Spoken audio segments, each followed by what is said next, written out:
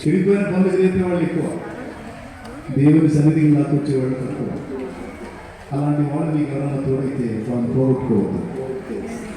దేవుని భక్తికి, ఆత్మీయతకి, దేవుని సన్నిధికి నీకు ప్రేరేపించే వాళ్ళు ఎవరైనా దొరికితే నువ్వు అదృష్టవంతుడికి అదృష్టవంతురాలి. ఆ సహవాసాన్ని పోగొట్టుకోవద్దు. మనల్ని అవకాశం ఉంటే వెనక లాగేవాళ్ళు ఎక్కువ, మనల్ని ప్రేరేపించారు. నీళ్ళు జరుగుతారు, నిప్పుల మీద నీళ్ళు జరిగినట్టు మన భక్తిని నాశనం చేస్తారు. అలాంటి వాళ్ళు ఎక్కువ. అలాంటి వాళ్ళ చేతుల్లో పడి చల్లారిపోవద్దు. నువ్వు ఒక అగ్ని కిరీటం అవ్వాలి, ప్రజ్వలించే దీపమై అనేక మందిని మండించిన తల్లి. నువ్వు పరిశుద్ధాత్మ సంబంధిని నీ కుటుంబం, నీ చుట్టూ ఉన్న వాళ్ళు గుర్తించాలి. ఆమె పరిశుద్ధాత్మను కలిగింది, ఆమె దేవుని అగ్ని తన మీద కలిగింది, దేవుని ప్రభావం తన మీద కలిగింది. ఆమె సామాన్యులు కాదు, ఆమె దేవుని ప్రభావంతో నిండింది అని నిన్ను చూసి ప్రజలు ఆశ్చర్యపోయేంత ప్రభావంతో నింపబడి అన్ని జనులకు దేవుని శక్తిని కూడా నువ్వు చూపించాలి. అట్లా ధైర్యం కావాలి. అతడు దేవుని సంబంధి, అతడు పరిశుద్ధాత్మ సంబంధి, అతడు దేవుని అగ్నిని కలిగి ఉన్నవాడు, దేవుని ప్రభావాన్ని కలిగి ఉన్నవాడు, దేవుని మంట కలిగి ఉన్నవాడు. అతను చూశాను, నేను కనిపెట్టాను, అతను దేవుని మనిషి అని నిన్ను గురించి ప్రజలు చెప్పుకున్నట్లు ఆ శక్తితో, ఆ అభిషేకంతో, ఆ ప్రభావంతో నువ్వు నింపబడాలి. దానికోసం నేను నువ్వే రేపుకోవాలి. నీకు నువ్వే నలుగురిని ప్రభావితం చేసి దేవునితో గడపడానికి ఒక క్రొత్త తీర్మానాలు చేయాలి. ఆ ప్రభావంతో ముందుకు కలగాలి. కృప మనందరికీ తోడై ఉండాలి. మీకు చెప్తున్నాను, నాకు చాలా అలవాటుగా ఉంది అలా దేవునితో గడపాలని. గడుపుతా, నేను కూడా గడుపుతా. నాకు చాలా ఇష్టం. మమ్మ కూడా పేరిచ్చాను.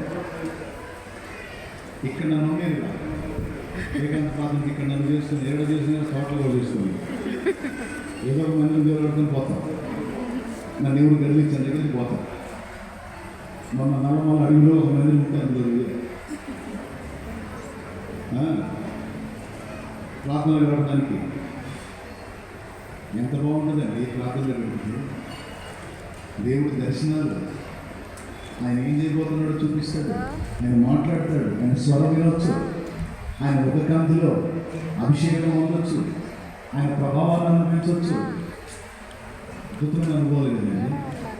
ఎట్లండి మనం పైపోయిందంటే ఎట్లా తయారు కావాలి.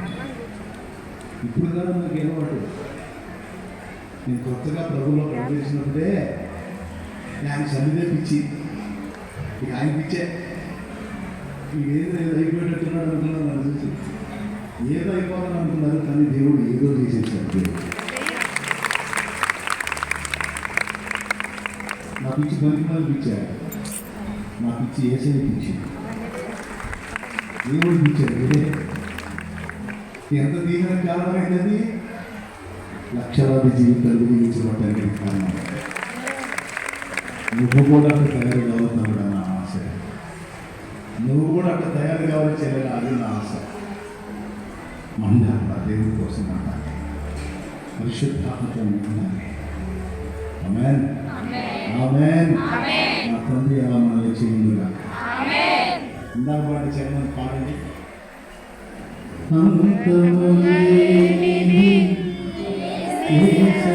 రాజ్యము నూతన యెరూషలేము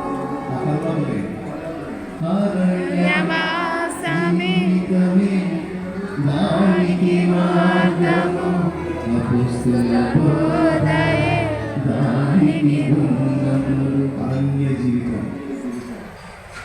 అరణ్య జీవితం ఎవరు వాడుతున్నారు అంటే అడవిలో పోమని కాదు, దేవునితో ఏకాంతంగా ప్రార్థనలో ధ్యానంలో అన్ని పక్కన పడేసి ఆయన నేను ఆయన ఇలా మన ప్రార్థనలో గడపడం మన సమస్యలకు కూడా పరిష్కారం.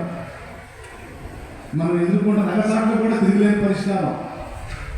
మన ఆత్మీయతలో కూడా ఒక మంట కలిగించింది.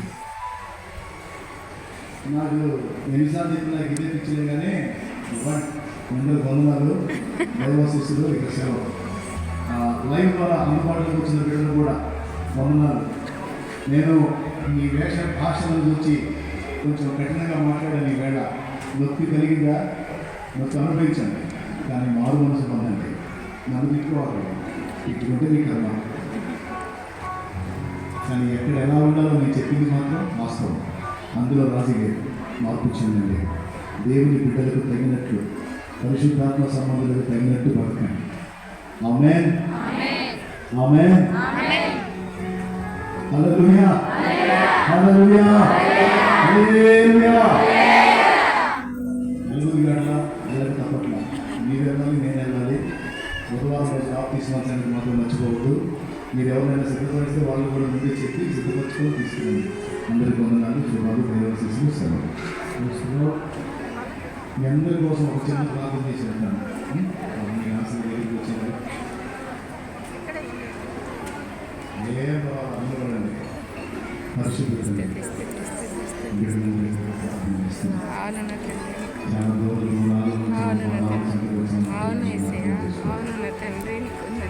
ఏ శ్రమలో వచ్చారో, ఏ సమస్యలో వచ్చారో, ఏ పనులలో వచ్చారో, ఏ కష్టాల్లో వచ్చారో, అవునయ్యా. ఏ వ్యాధిలో వచ్చారో, ఏ బాధలో వచ్చారో, ఈరోజు వాళ్ళకి రెచ్చగొట్టారు, లేపారు, ప్రేరేపించారు, హెచ్చరించారు. మీతో అనుసంధానమైన ప్రతి ఒక్కరితో వీళ్ళందరినీ ప్రేరేపించవలసిన నుంచి వారి దేహాల్లో సమస్త రుగ్మత యేసు నామములో తొలగించి మంచి ఆరోగ్యం, దీర్ఘాయువు, పరిస్థితుల నుండి ప్రతికూల పరిస్థితుల నుంచి విడుదల దయచేసి వీటిని ఆశీర్వదించి వీటిలందరినీ పరిశుద్ధాత్మ సంబంధులుగా ఆత్మీయులుగా తీర్చిదిద్దు. వారి మీద ఉన్న బలహీనతలు, రోగాలు ప్రభావం కొట్టివే, స్వస్థపరచు. శిలువలో నీవు కాచిన రక్తము చేత బిడ్డలందరి దోషములు, పాపములు కడిగి వారు అనుభవిస్తున్నటువంటి శాపము, వేదన, రోగము వారిని వదిలిపోనట్లు చేయి. వారు ఎదుర్కొంటున్న ఆర్థిక ఇబ్బందులు, అప్పుల బాధలు, కుటుంబంలో కలతలు, కేసులు, శోధనలు తొలగించి ఈ సమాధానం బిడ్డలందరికీ పేరు పేరు వలసిన దయచేయమని విశ్వాసంతో వారు తెచ్చిన నూనెని శక్తితో నింపి దాన్ని వినియోగించి ప్రార్థించడం ద్వారా స్వస్థత చేకూర్చమని స్థుతి మహిమ ఘనత నీకు చెల్లిస్తూ తిరిగి వెళ్ళలేని మార్గాలు తోడేంటి కూర్చోమని యేసుక్రీస్తు ప్రశస్త నామములో ప్రార్థించి వేడుచున్నాము తండ్రి. అందరం చెప్తామా?